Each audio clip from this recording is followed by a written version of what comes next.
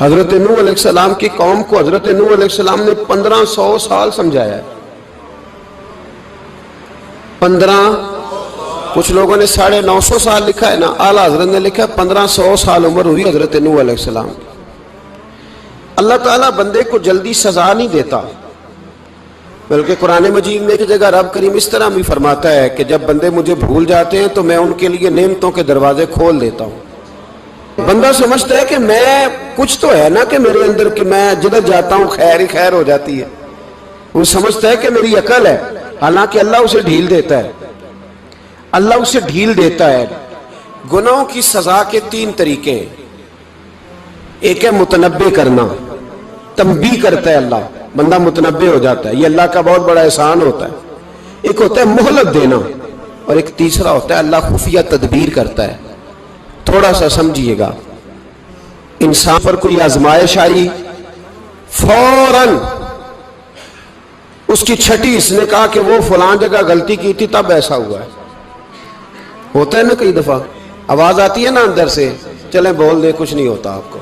اللہ جانتا ہے یہاں کوئی کچھ نہیں کہے گا آپ کو، اور ہماری تو ویڈیو بھی نہیں گھومتی، یعنی خبر بھی نہیں ہو کہ کس نے ہاں کر دی کس نے نہ کر دی.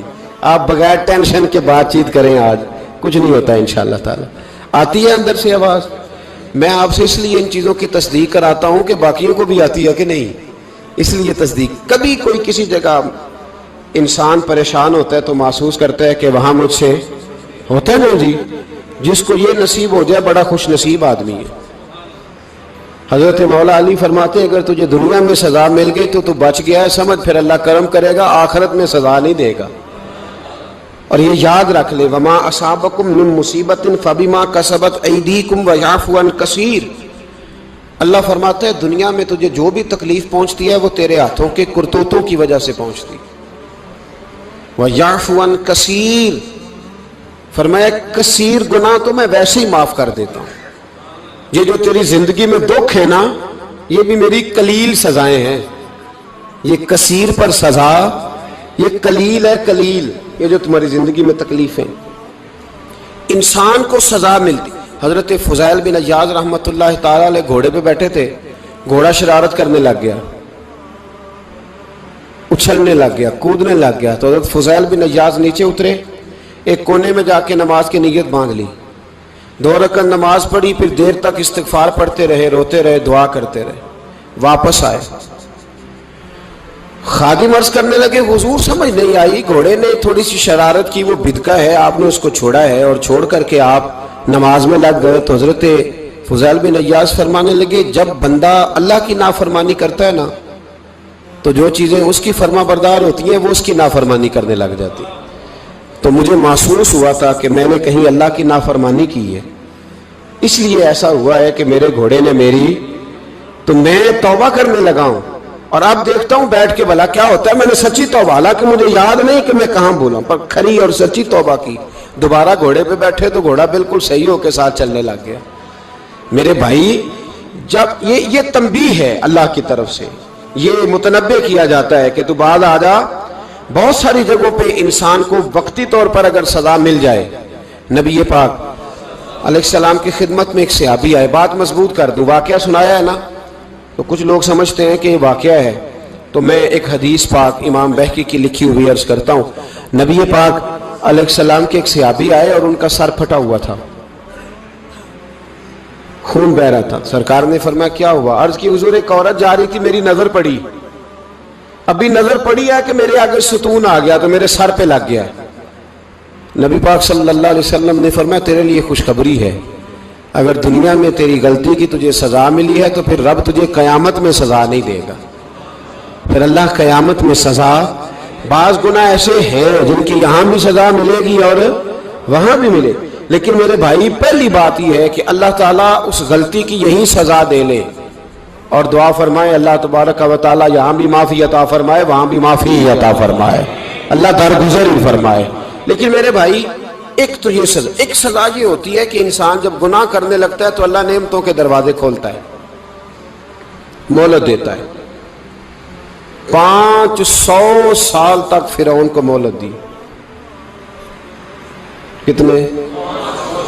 یہاں جو 5 سال حکومت کر لیتا ہے وہ کہتا ہے سب سے قابل میں ہی ہوں، مجھے مہلت جو ملی ہوئی ہے، 500 سال مہلت دی اللہ تعالیٰ نے. اور فرعون کی قوم پر پتہ عذاب کس طرح کیا آئے تھے؟ ٹڈیاں مسلط کر دی اللہ نے. یہ گھومتی نہیں چھوٹی سی، ہم اپنی زبان میں اس کو کچھ لوگ مختلف ناموں سے یاد کرتے ہیں، کوئی مکڑی کہتا ہے، کوئی کچھ کہتا ہے. مسلط کر دی، جاتی نہیں. ان پر بنی اسرائیل کے ان مقابل جو فرعون کی قوم تھی ان پر الزام اس طرح کا عذاب آیا کہ مینڈک مسلط کر دی اللہ تعالیٰ. برتن کھولتے تھے اندر مینڈک نکلتا تھا، دنیا کی ہر دوائی استعمال کرتے تھے لیکن مینڈک نکل آتا تھا. تھوڑا سا سمجھا کریں چیزوں کو. ہمارے رنگ نہیں زیادہ گورے کہ ہم پر عذاب نہیں آتا. کوئی بہت زیادہ اللہ تعالیٰ معاف فرمائے دولت نہیں جمع کرا بیٹھے شاہی خزانے میں کہ ہم سے پوچھا نہیں جائے گا. یہ مہلت ہے، مہلت کو مہلت سمجھو. پھر جب پکڑ آتی ہے نا اللہ کریم کی، میں نے دیکھا ہے کروڑوں روپیہ، 6 اولادیں. ایک شخص کے بچے باہر سے آ رہے تھے، وہ بندہ بیمار تھا. مجھے کہنے لگا حضرت جی دعا کریں میں ان کے آنے سے پہلے مر جاؤں ورنہ آ کے مجھے مار دیں گے. دعا کریں. اتنی بے سکونی، کروڑوں روپیہ پڑا ہے تو یہ عذاب نہیں؟ کوئی ضروری ہے کہ پتھر ہی برسیں گے تو سمجھ آئے گی؟ یہ جو سگا بیٹا بوڑھے باپ کے قریب سے گزر جاتا ہے سلام نہیں لیتا تو اس کو عذاب نہیں سمجھتے؟ یہ جو امت کی بیٹیاں، امت کی بچیاں، ہماری بچیاں ایک سال کے اندر 75,000 ہزار بچی ایک ڈویژن سے بھاگ کے شادی کر رہی ہے اور ایک صوبے سے. تو اس کو آپ اللہ کا عذاب نہیں سمجھتے؟ یہ معمولی بات ہے. نہیں ہمارے رنگ ہو رہے ہیں، ہم بڑے سمارٹ ہیں. 1500 سال مہلت دی نوح علیہ السلام کی قوم کو. کتنے سال؟ بول کے بتائیے، بول کے دوبارہ بولیے. 1500 سال. کوئی آدمی اپنی سمارٹنس پہ خوش نہ ہو جائے کہ 20 سال ہو گئے میں تو نافرمانی بھی کر رہا ہوں، روٹی بھی پک رہی ہے، میں تو حرام بھی کھا رہا ہوں، پھر بھی سب ٹھیک ہے. 1500 سال مہلت دی. پھر حضرت نوح کہنے لگے اللہ میں نے تو بڑا سمجھایا نہیں باز آتے. تو رب کریم نے فرمایا کشتی بناؤ. اللہ کے پیغمبر کشتی بنانے لگے تو قوم مذاق اڑانے لگ گئی. اب کیا کرنے لگے ہو؟ اب کشتی بنانے لگے ہو، خیر تو ہے، قوم مذاق اڑا رہی ہے. حضرت نوح علیہ السلام کا آپ نے کشتی بنائی. پانی کہاں سے نکلا؟ نہ بارشیں ہوئی نہ سیلاب آئے. ایک تندور تھا اس کے اندر سے پانی نکلنا شروع ہو گیا. کبھی تندور سے بھی پانی نکلا ہے پر جب نکالنے والا چاہتا ہے تو وہاں سے بھی ایک تندور سے پانی نکلا. اتنا نکلا اتنا نکلا اتنا نکلا کہ قوم ساری ڈوب گئی. قرآن مجید کے صفحات شہادت دیں گے کہ حضرت نوح کی قوم کا بچہ بہ گیا. بچے صرف وہ تھے جو حضرت نوح کے ساتھ ہو گئے، تباہ ہو گئی. اللہ بے نیاز ہے، بے نیاز. 1500 سال مہلت ملے اور تو پھر بھی کہے رب بڑا کریم ہے معاف کر دے گا. 1500 سال تجھے گنجائش دے اور تو کہے کوئی نہیں بات معافی ملنی چاہیے ابھی بھی. میرے بھائی حضرت صالح علیہ السلام کی قوم، حضرت صالح نے تبلیغ شروع کی تو کہنے لگے پہلے معجزہ دکھاؤ. جی آج تو نہیں لوگ معجزے مانگتے آج بھی لوگ کرامتے اور معجزے. اللہ معاف کرے جو چیزیں معجزہ تو ہو نہیں نہ سکتا لیکن آج بھی لوگ، آپ یقین کریں، کہتے ہیں یہ بڑی نمازیں پڑھتا ہے تو پھر بخشا کیوں نہیں گیا، پھر کیوں نہیں منو سلوا کیوں نہیں اترا اس پر، پھر میں بھی اسی طرح ہی ہوں، کیا اس کے اندر خوبی آ گئی. مولوی بھی ویسے ہی ہے، صوفی بھی ویسے ہی ہے. لوگ مانگ نہیں رہے، لوگ دلیلیں مانگ نہیں رہے. ابھی بھی لوگ بحث نہیں کرتے. کیا فرق آ گیا جی، ویسے ہی ہیں سارے. اللہ تعالیٰ سے ڈرنا چاہیے. ہمیں سامنے والے کی طرف دیکھ کر صحیح ہونے کا حکم نہیں ہے، ہمیں اپنی اصلاح کا حکم ہے. اپنی طرف دیکھ کے اپنے آپ کو ٹھیک کرنے کا. الزام لگا کے گزر جانا اس کا کوئی مطلب. سنو اور یاد رکھو. حضرت صالح علیہ السلام سے کہنے لگے پہلے معجزہ دکھائیں تو حضرت صالح علیہ السلام نے فرمایا اونٹ کہاں سے پیدا ہوتے ہیں؟ کہا اونٹنی کے بطن سے. فرمایا آؤ میں تمہیں پہاڑ کے اندر سے اونٹنی پیدا کر کے دکھاتا ہوں. کہاں سے؟ پہاڑ کے اندر سے. حضرت نوح ساتھ لے کے گئے تو پہاڑ کے اندر سے اونٹنی نکلی اور اونٹنی بھی گابن تھی. اس کے پیٹ میں بچہ، اور اونٹنی اتنا دودھ دیتی تھی کہ ساری بستی دودھ پی جاتی تھی، پھر بھی دودھ بچ جایا کرتا تھا۔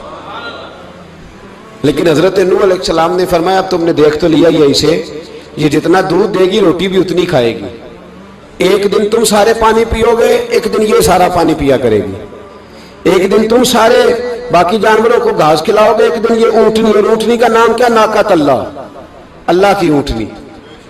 کس کی اونٹنی؟ نام کیا ہے؟ اللہ کی، یہ اللہ کی اونٹنی ہے۔ تو حضرت نوح علیہ السلام کی اونٹنی فرمایا اس کی بے ادبی نہ کرنا۔ باز نہیں آئے لوگ، باز نہیں آئے، کہنے لگا جی دودھ دینا تو ٹھیک ہے، پر یہ جو سارا پانی پی جاتی ہے نا یہ صحیح نہیں، یہ جو ساری گھاس کھا جاتی ہے یہ نہیں ٹھیک، دودھ دینا تو ٹھیک ہے پر یہ نہیں صحیح۔ آپ نے فرمایا اسے کچھ نہ کہنا، اللہ کی اونٹنی ہے۔ میں کہا کرتا ہوں ان لوگوں نے ناقۃ اللہ کی بے ادبی کی، حضرت نوح علیہ السلام کی اونٹنی کی ٹانگیں کاٹ دی، صالح علیہ السلام کی۔ اور دیکھو اللہ بڑا بے نیاز ہے، اگر پیدا کرنا جانتا ہے تو حفاظت کرنی نہیں جانتا، لیکن رب کریم نے فرمایا نہ کرنا۔ انہوں نے ان کے پیر کاٹ دیے، کانوں پہ چھریاں لگائیں۔ اونٹنی جب مر گئی، اونٹنی اللہ تبارک و تعالیٰ کی وہ اونٹنی جب مر گئی تو حضرت صالح علیہ السلام کی قوم پر رب کریم نے زلزلہ بھیجا، اذا زلزلت الارض زلزالہا، جب زلزلے آئیں گے اور جب ان کا زلزلہ آنا زلزلہ آتا ہے نا کیا کرتی ہے قوم؟ لا الہ الا اللہ، لا الہ الا اللہ، کلمے جاری ہو جاتے۔ بلکہ ایک دفعہ ایسا بھی ہوا کہ مسجدوں میں اعلان ہونے لگے زلزلہ آ رہا ہے، جو فجر کے لیے نہیں اٹھے زلزلے کے لیے وہ بھی اٹھ گئے، جن کا دعویٰ ہے نا میری سویرے آنکھ نہیں کھلتی، ان کی لگی نہیں کتنے گھنٹے، بعد میں بھی نہیں لگی، ٹی وی پہ اعلان ہوتے رہے کوئی نہیں آ رہا سو جاؤ چپ کر کے، لیکن آنکھ لگی۔ موت سے تو ڈرتا ہے، اللہ سے ڈرتا ہی نہیں، موت کا خوف ہے رب کا نہیں۔ زلزلہ آیا ساری قوم تباہ ہو گئی۔ بتاؤ اگر ناقۃ اللہ کی گستاخی ہو تو اللہ ناراض ہو جاتا ہے، اور اگر اولیاء اللہ کی ہو، اگر اولیاء اللہ کی ہو تو رب ناراض نہیں ہوتا؟ شرم نہیں آتی لوگوں کو داتا صاحب کی بے ادبی کرتے؟ شرم نہیں آتی لوگوں کو غوث اعظم کی گستاخی کرتے؟ حیا نہیں آتی جنہوں نے دین پھیلایا ان کی بے ادبی؟ میں درد سے کہتا ہوں، رو کے کہتا ہوں، اور اگر کلیجہ پھٹ سکے تو میں دکھاؤں زخم کتنے۔ ایک حج کے موقع پر ایک بابا جی، اس سال 4,80,000 روپے کا پرائیویٹ حج تھا، اور بابا جی کی کیفیت کمزور تھی، بیچارے بیمار تھے، اس کے باوجود وہ گئے۔ بوڑھے آدمی، جا کے بیٹھیے، بزرگ، اور کتنی مشکل ہے وہاں منا، مزدلفہ، عرفات، طواف زیارت، کتنا مشکل کام ہے طواف زیارت کرنا، طواف وداع کرنا۔ کس کٹھن سے حج کیا، بڑھاپے میں پیسے بھی لگائے، اور جب وہ روضہ رسول پہ گئے صلی اللہ، اور انہوں نے جا کے نبی پاک صلی اللہ علیہ وسلم کے روضے کی طرف منہ کر کے درود شریف پڑھا تو ایک ملا نے اٹھ کے کہہ دیا تو مشرک ہے۔ تو میری روح کانپی، میں نے کہا تجھے شرم نہیں آئی، حیا نہیں آئی؟ اس کی عمر دیکھ، کس بڑھاپے میں کہاں سے چلا، کہاں آیا۔ یہ مشرک ہوتا تو کسی مندر میں جاتا، یہ مشرک ہوتا تو کسی گرجے میں جاتا، یہ مشرک نہیں، یہ مومن ہے، اور یہ وہ والا مومن ہے جس کے سینے میں دل جب دھڑکتا ہے تو خالی دھڑکتا نہیں، ساتھ وہ محمد عربی پہ درود و سلام بھی پڑھتا ہے۔ شرم نہیں آتی لوگوں کو؟ اتنی بڑی گستاخی کرتے، جو روضہ رسول پہ آیا مشرک ہے۔ میں نے جو مولوی کو صاف صاف کہا تھا، میں نے کہا اگر میں مشرک ہوں تو نکالو، مشرک کا داخلہ تو یہاں ویسے ہی منع ہے۔ شرم نہیں آتی؟ اپنی زبان کا ایک پاس کرو کچھ۔ اتنا ظلم، اتنی بڑی فرقہ واریت امت میں، اتنا امت کو تقسیم کرتے ہو، تمہیں شرم نہیں آتی؟ جہاں سے اتحاد کا پیغام دینا چاہیے وہاں سے تم لوگوں کو فرقے کا پیغام دیتے ہو، ایک مقصود فرقے کی تبلیغ کرتے ہو۔ خدا رہا تو میں کہہ رہا ہوں ناقۃ اللہ کی بے ادبی پہ عذاب آتا ہے، تو اولیاء اللہ کی بے ادبی پہ نہیں آتا۔ داتا صاحب ساری دن کی تبلیغ کرتے رہے، ایک آدمی نے اٹھ کے کہہ دیا جناب وہ تو شرک کا اڈا ہے، تو رب کریم ناراض نہیں ہوتا ان باتوں سے؟ ہمیں خیال کرنا چاہیے، اللہ سے ڈرنا چاہیے۔ ان چیزوں سے عذاب آتا ہے اور آ رہا ہے، اللہ تعالی ہمیں محفوظ فرمائے۔ اللہ ہمیں اس سے، قوم لوط پہ بھی عذاب آیا، ہم جنس پرستی، مرد مردوں سے بدکاری کرتے، حضرت نوح نے سمجھایا کہ یہ کام درست فطرت کے خلاف ہے، یہ کام درست نہیں۔ جب انسان یہ کام کرتا ہے تو زمین اور آسمان کانپتے ہیں۔ اب میں کیسے کھول کے بتاؤں، میرے پاس اعداد و شمار ہیں کہ پاکستان کے اندر اس کام کی کیفیت کیا ہے اور کس طرح کر کے لوگ، میں تو رونا روتا رہتا ہوں داڑھی کا۔ لوگ کئی دفعہ کہتے ہیں حضرت صاحب پہلے بھی آئے تھے تو داڑھی کی بات، پھر بھی آئے تو داڑھی کی بات، تو میں رونا روتا ہوں۔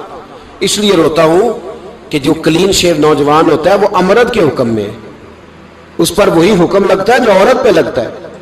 اس کے ساتھ مرد کا اٹھنا بیٹھنا اسی طرح ناجائز ہے جس طرح عورت کے ساتھ۔ حضرت جنید بغدادی رحمت اللہ تعالی علیہ کے سامنے ایک شخص نے کہا وہ کتنا خوبصورت نوجوان جا رہا ہے، تو آپ فرمانے لگے تو حافظ قرآن نہیں؟ کہا ہاں۔ فرمانے لگے جا اپنے حفظ کی خیر بنا۔ وہ شخص کہتا ہے میں نے اس بغیر داڑھی والے کلین شیو نوجوان کو بری نظر سے دیکھا، مجھے قرآن پاک ہی بھول گیا، سارا قرآن پاک بھول۔ اور کتنے سال میں دعائیں کرتا رہا، بیت اللہ کے طواف کرتا رہا، میں یاد بھی کرتا تو نہیں ہوتا۔ کیسے اب تو ہمارا نعت کہاں بیوٹی پارلر سے ہو کے آتا ہے، ہم کسی اور کو کیا پیغام دیں؟ وہ پیغام، وہ نظام، وہ طریقہ کار جس کا حکم تھا شریعت میں، قوم لوط پر عذاب آیا۔ صحیح بیٹھتے ہوں گے بچے جو موٹر سائیکلوں پہ بیٹھتے ہیں، میں نے گجرانوالہ کی سڑکوں پہ بچوں کو، نوجوانوں کو جو تماشے کرتے سر عام دیکھا ہے تو مجھے ڈر لگتا ہے، اور کوئی روکنے والا نہیں، شغل ہو رہا ہے، ہنس رہے ہیں، اور سامنے عورتیں بھی ہیں، سب ہو رہا ہے۔ کتنی تکلیف کی بات۔ حضرت نوح کی قوم یہ کام کرتی تھی، قرآن پاک نے بیان کیا ہے۔ حضرت نوح نے سمجھایا، فرمایا رب کریم نے تمہیں اپنی خواہش پوری کرنے کے لیے جائز طریقہ عطا فرمایا، عورتوں سے نکاح کرو، اور اس نکاح کی برکت سے جو اللہ تمہیں اولاد دے گا اس کو اللہ تبارک و تعالیٰ تمہارے لیے باعث بخشش بھی فرمائے گا۔ لیکن جب قوم نہ مانی تو جو قوم میں لوط کا عمل کرے اس کا علاج قرآن نے بیان فرمایا کہ آسمان سے پتھر برسیں گے، پھر پتھر برسے، اور جن کے بڑے بڑے اچھے دماغ تھے ان کے دماغ چکنا چور کر دیے گئے، تباہ کر دیے گئے، ان کے دماغ زمین پر بچھاڑ دیا گیا۔ اللہ مہلت دیتا ہے، لیکن اس کا مطلب یہ نہیں کہ انسان توبہ ہی نہ کرے۔ حضرت شعیب علیہ السلام کی قوم پر بھی عذاب آیا، اس لیے کہ بددیانتی کرتی تھی، ناپ تول میں کمی کرتی تھی۔ میں نے کہا تھا شب قدر کی رات کہ یہ کوئی تماشا ہے کہ شب رات آئی تو ساری رات روتے رہے، یا اللہ معاف کر دے، یا اللہ معاف کر دے، رو رو کے چیخے مار مار روئے۔ شب قدر آئی تو پھر چیخے ماری، ساری رات روئے۔ تو جس بندے کا پروگرام ہی نہیں سویرے بدلنے کا، دکان پہ بیٹھ کے پھر وہی ناپ تول میں کمی، پھر وہ اللہ تعالیٰ معاف کرے۔ میں ایک مضمون پڑھ رہا تھا تو وہ فوڈ کے اسپیشل لوگ تمہیں لکھا تھا مہربانی کرو ملاوٹ ہی اچھی چیز کی کر لو، مرچ میں کیری تو نہ ملاؤ اینٹوں کی، وہ تو بیمار کرتی ہے، وہ تو خون کی آنتوں کو روک دیتی ہے۔ وہ کہنے لگا، اور وہ کہتا میں تمہیں بتاتا ہوں کون کون سی چیز ملائی جا سکتی ہے، وہ ملا لو۔ خدا را اس قوم پہ رحم کرو، مہربانی۔ ایک دوست ہے ہمارے، میں وزیر آباد میں ان کے گھر بیٹھا تھا تو ایک میڈیکل، میرا کسی شخص پہ اعتراض کرنے کا میں مجموعی بات کرتا ہوں۔ میں ایسے ڈاکٹروں کو جانتا ہوں جو اللہ تعالیٰ فضل کرے سچ مچ کے نیک ہیں، اچھے لوگ۔ تو بچے کا میڈیکل سٹور ہے، تو والد بیمار ہو گیا، تو وہ کہتا ہے ابا جی ڈاکٹر صاحب نے کہا آپ کو ڈرپ لگنی ہے، تو سگے باپ کو ڈرپ لگانے لگا، تو باپ کیا کہتا ہے پتر تیری مہربانی مینوں کوئی اصلی لائی، وہ نہ لائی جڑی لوکاں نوں لانا ہے۔ اب وہ پیار سے سنا رہا ہے بات۔ میں نے اسے کہا کہ یہ تو ڈوب مرنے کا مقام ہے نا، ڈوب مرنے کا مقام، کہ جس ملک کے اندر دوائی بھی صحیح نہ بکے، اصلی نہ ملے دوائی بھی، اور پھر وہ قوم کہے کہ ہم نے تو پورے روزے رکھے، ہم نے تو بڑا صدقہ اور خیرات کیا، دوائی بھی اثر نہ ملے۔ جناب شعیب علیہ السلام کی قوم ناپ تول میں کمی کرتی تھی، تو اللہ تبارک و تعالیٰ نے ان پر بتا عذاب کس طرح کا بھیجا، شدید گرمی ہوئی۔ اللہ ہمیں محفوظ فرمائے، سارے آمین کہہ دیا۔ دیکھیں کتنا اچھا موسم کر دیا رب کریم، اللہ ہمیں محفوظ فرمائے، اللہ رحمت فرمائے۔ شدید گرمی کی لہر آئی، باہر اتنی گرمی ہوئی کہ لوگ اپنے گھروں میں گھس گئے۔ جس طرح سورج کی شعائیں گھروں کے اندر داخل ہو جاتی ہے، اس طرح گرمی کی لہر اندر داخل ہوئی، اور جس طرح کسی کو آگ لگ جائے تو وہ آدمی اچھلتا کودتا ہے نا، اس طرح یہ لوگ اچھلنے لگے اور اچھل کود کے مر گئے۔ جرم کیا تھا؟ ناپ تول میں کمی کرتے۔ حضرت داؤد کی قوم بھی تباہ ہوئی۔ جرم کیا تھا؟ ہفتے والے دن مچھلیاں نہیں پکڑنی تو یہ پکڑتے تھے۔ حکم ہے نا مسلمان کو نماز کے ٹائم کوئی اور کام نہیں کرنا، نماز پڑھنی ہے۔ میرا خیال ہے مسلمان تو فٹافٹ آ جاتے ہیں، سارے ہی پہنچ جاتے ہیں نا مسجدوں میں۔ ہلکا ہلکا بول رہے ہیں آپ، کیوں نہیں پہنچتے؟ اگر حضرت سیدنا، اور پتہ انہیں سزا کیا ملی؟ اللہ نے فرمایا اس ٹائم عبادت کرنی ہے، کام نہیں کرنا، وقت نہیں ہے کام کا۔ انہوں نے مچھلیاں پکڑی، 12,000 لوگ تھے۔ پتہ ہے مالک نے سزا کیا دی؟ بندر بنا دیا اللہ کریم۔ قرآن مجید کا پہلا سپارہ پڑھے، فَجَعَلْنَاهَا نَكَالًا لِمَا بَيْنَ يَدَيْهَا وَمَا خَلْفَهَا۔ اللہ فرماتے ہیں پچھلوں کے لیے بھی عبرت بنا دیا، بعد والوں کے لیے بھی عبرت، نشان عبرت بنا دیا۔ بندر بن گئے، اور جو ان کے دوست جو بچ گئے تھے ان کے پیر چومتے تھے، روتے تھے۔ 3 دن بندر بن کے زندہ رہے۔